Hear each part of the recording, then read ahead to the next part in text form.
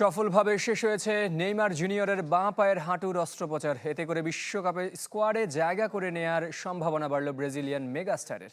বিশ্ব আসরে জাতীয় দলের হয়ে খেলতে ইংলিশ প্রিমিয়ার লিগ কিংবা বন্ধু লিওনেল মেসির সঙ্গে জুটি বাঁধতে পারেন ৩৩ বছর বয়সী এই ফুটবলার। রেইনবো অলরাউন্ডার এক্সটেরিয়র পে বাড়ির বাহিরের দেয়ালের সুরক্ষা নিয়ে থাকুন নিশ্চিন্ত, সাথে পাচ্ছেন 10 বছরের ওয়ারেন্টি। ইনজুরি নিয়েই ২০২৫ মৌসুমে শৈশবে ক্লাব সান্তোসকে অবনমন থেকে বাঁচাতে সাহায্য করেছেন নেইমার জুনিয়র। সম্প্রতি হ্যাট্রিকও করেছেন তিনি, কিন্তু ক্লাবটির সঙ্গে তার চুক্তির মেয়াদ শেষ হচ্ছে চলতি বছরেই।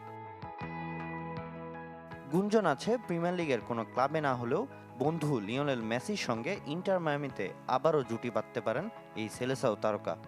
বেলো হরিজেন্তেতে নেইমারের বাঁ হাঁটুতে মেনিসকাস চোটের অস্ত্রোপচার শেষে সেরে উঠতে সর্বোচ্চ 1 মাস সময় লাগবে বলে জানিয়েছে ব্রাজিলিয়ান সংবাদ মাধ্যম গ্লোবো।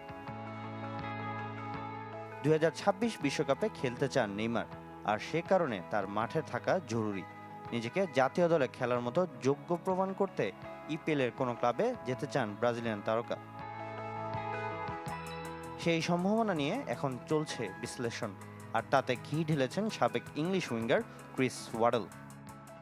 নেইমার তো আর শেফিল্ড ওয়েডনেসডেতে খেলতে আসবেন না, তাই না?